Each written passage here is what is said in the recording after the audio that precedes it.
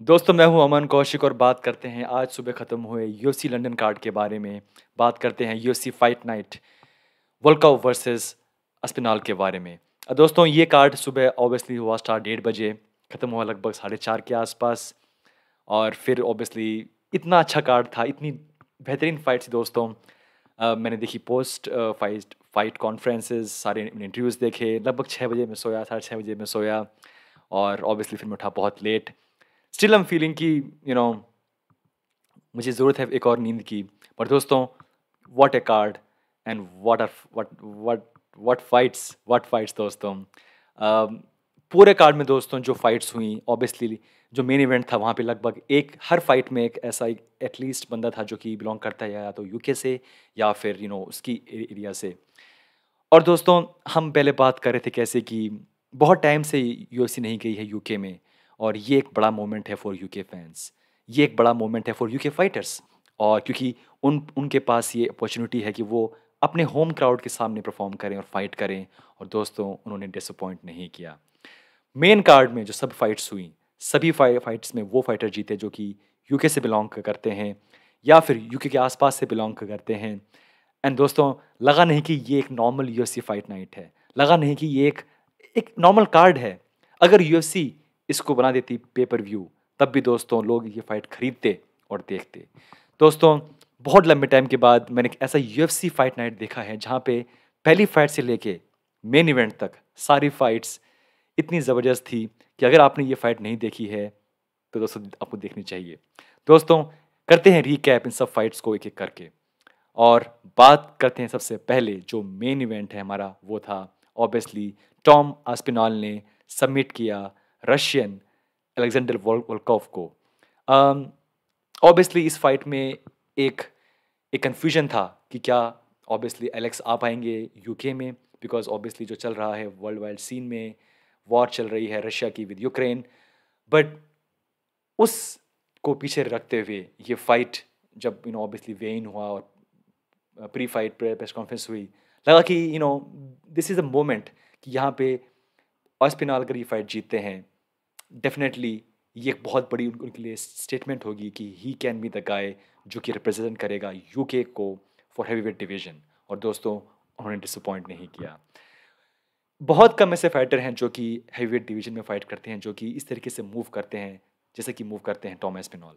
जब fight start हुई, everything, leg kicks, punches, take down, दोस्तों हर चीज़ क्या नहीं कर सकते टॉम एस्पिनॉल। और जस्ट लाइक सिरिल गेन, वो उस ब्रीड के फाइटर हैं जहाँ पे है तो हैवी वेट फाइटर, बट वो मूव करते हैं like a middle wait fighter, light on the feet, agile, ना सिर्फ और वन डायमेंशन नहीं, सिर्फ वन वन पंच नॉकआउट नहीं, टेक्निकल फाइटर, स्किल्ड फाइटर। और दोस्तों यहाँ पे उन्होंने एक बड़ी स्टेटमेंट दी है नंबर 6 रैंक्ड वोल्कोव को हरा के। और इस विन के साथ अब आज से पहले नंबर 11 रैंक थे टॉम एस्पिनॉल, और पॉसिबल है कि ट्यूसडे को जबकि नई रैंकिंग आएगी, Tom might be in top 6, may be top 5, जो दोस्तों बहुत ही बड़ी बात होगी उनके लिए। सेम पॉइंट हैवीवेट डिवीजन में दोस्तों कमी है कुछ फ्रेश फेसेस की, कमी है कुछ ऐसे नाम की जो कि आगे बढ़े और लगे कि हाँ ये फाइटर हैं जो कि बेल्ट के लिए फाइट कर सकता है। और आई थिंक आज की फाइट के बाद आई एम कन्विंस कि yes, Aspinall can fight for the belt अगले 1 साल के अंदर अंदर। और जो हो रहा है आजकल हैवीवेट डिवीजन में, फ्रांसिस इंगानू की कल सर्जरी हुई है, एटलीस्ट 9 महीने उन्हें चाहिए, इससे पहले वापस आएँ और फाइट करें। तो ये बात कंफर्म हो चुकी है कि फाइट बुक होगी फॉर इंटरम बेल्ट। कौन वहाँ पे फाइट करेगा, नॉट श्योर। क्या आएंगे जॉन जोन्स, नॉट श्योर। और लगे ऑलवेज से इस गेम में कभी भी कुछ भी हो सकता है। Tom Aspinall is ready, he will enter top 5 for sure.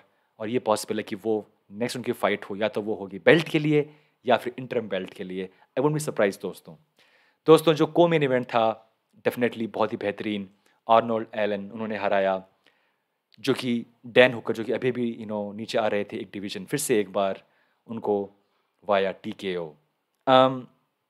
एक दोस्तों बहुत ही high paced fight, slugfest जो कि लोग बोलते हैं, पंचेस एक्सचेंज हो रहे थे। एक बार हर्ट हुए डैन हुकर, फिर एक बार हर्ट हुए आर्नोल्ड, और फिर उसके बाद लगा शायद कि मे बी मे बी जो वेट कट था डैन का, शायद वो उनका साथ नहीं दे रहा था।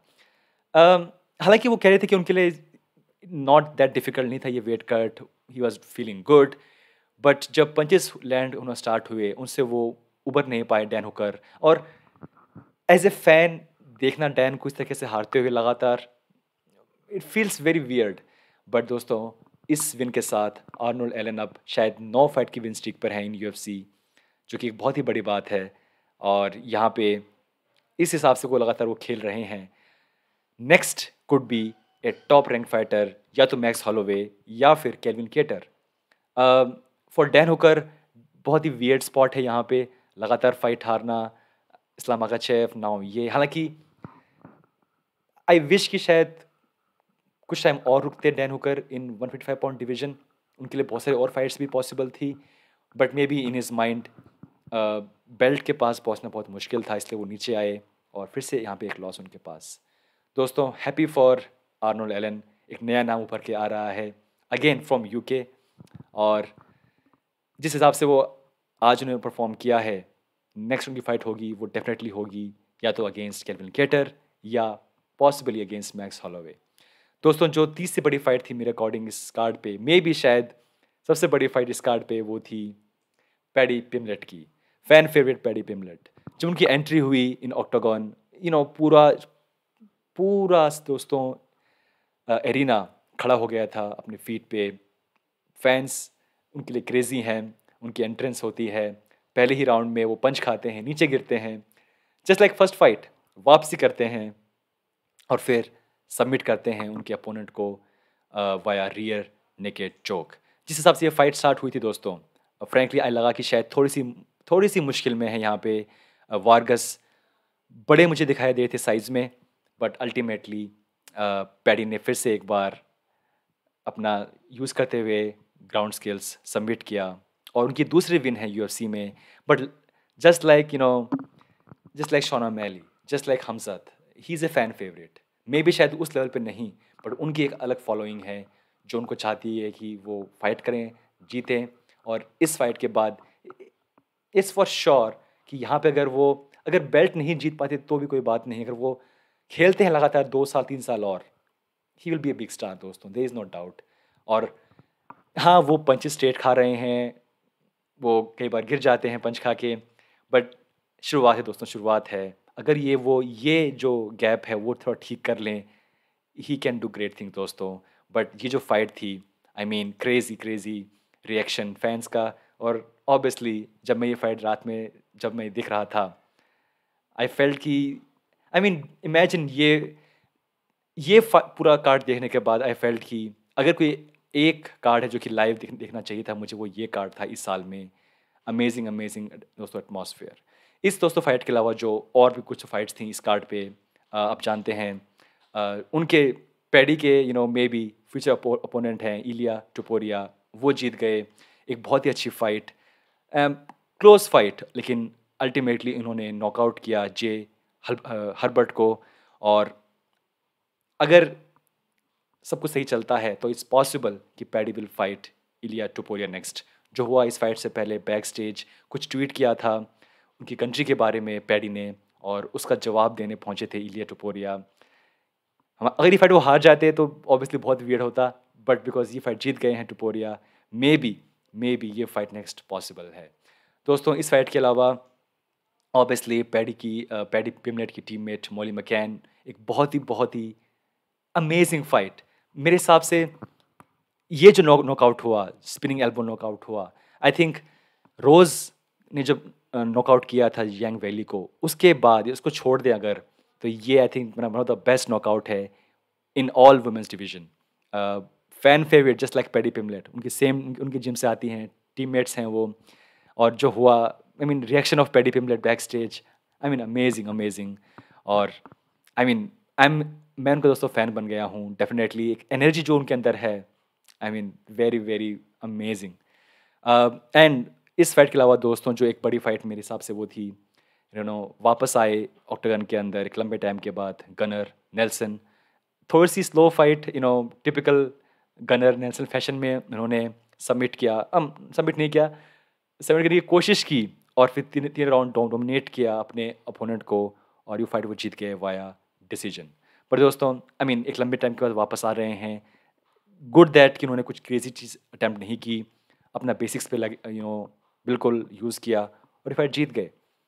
I am happy for him, at least वो वापस आए, वो फाइट कर रहे हैं। दोस्तों एनीवे बहुत ही अमेजिंग कार्ड। आई मीन थोड़ा सा मेरा जो स्लीप साइकिल है थोड़ा सा अजीब हो गया है। सुबह सोया मैं 6:30 बजे, उठा फिर लगभग 12 बजे के आसपास, खाना खाया, फिर से मुझे नींद आ गई।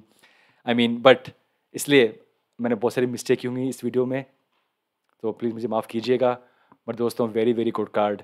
अगर आपने ये फ़ाइट देखी है तो आप जानते हैं मैं क्या बात कर रहा हूँ। अगर आपने फाइट नहीं देखी है तो आप ये फाइट देखिए, और क्या था ये कार्ड और क्या था ये पूरा पूरा पूरा पहले फाइट से लेकर लास्ट फाइट थे दोस्तों, जो माहौल था आई मीन अमेजिंग। दोस्तों एनीवे ये था हमारा वीडियो, मिलते हैं नेक्स्ट टाइम और बात करते हैं एक और रात की नींद के बाद। Thank you so much, take care, bye bye.